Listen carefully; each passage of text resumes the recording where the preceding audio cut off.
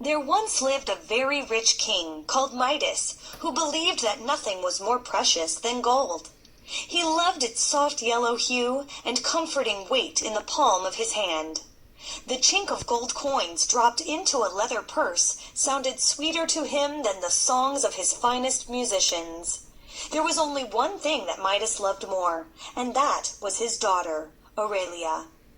Aurelia, he often told her as she played by the throne, some day I shall bequeath to you the greatest treasury of gold in all the world.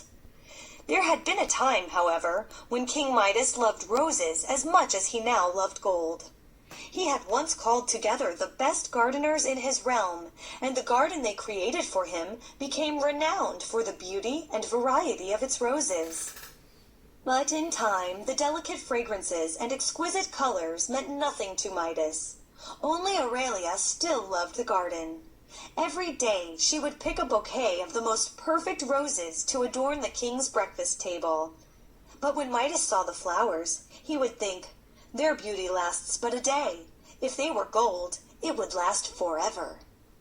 One day the king's guards found an old man asleep under the rose bushes and brought him before King Midas. Unbind him, Midas ordered. Without my gold, I would be as poor as he. Tonight he shall dine with me. So that night the old man sat at the king's table, where he was well fed and entertained by the king himself. And after a good night's sleep, the old man went on his way.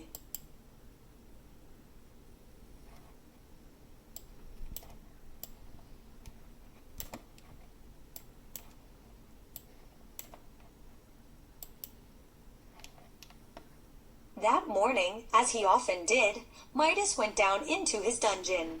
With a large brass key, he unlocked the door to the secret chamber where he kept his gold. After carefully locking the door behind him, he sat down to admire his precious wealth. "Ah, I do love it so," he sighed, gazing at his riches.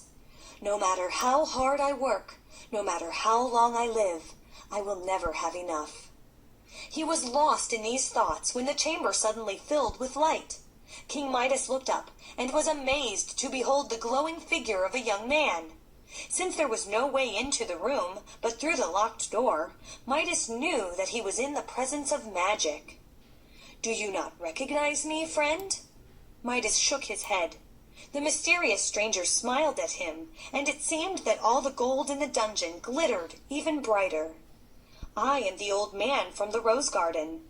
Instead of punishing me for trespassing, you entertained me at your table.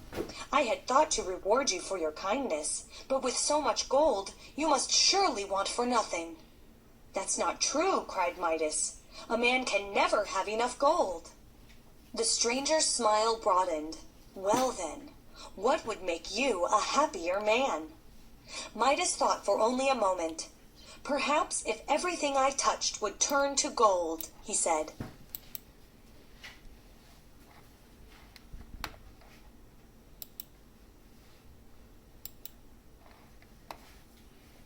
"That is your wish?"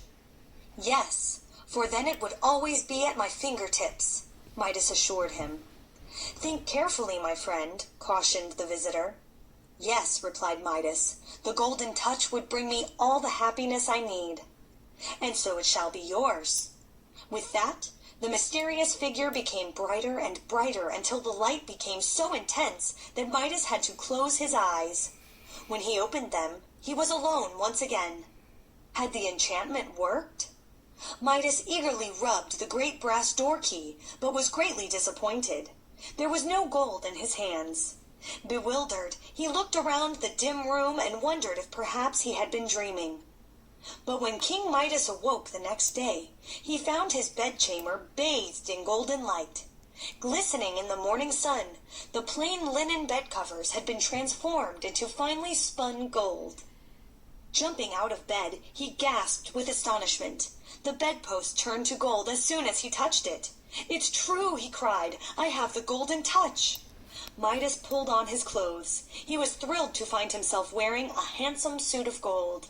Never mind that it was a bit heavy. He slid his spectacles onto his nose. To his delight, they too turned to gold.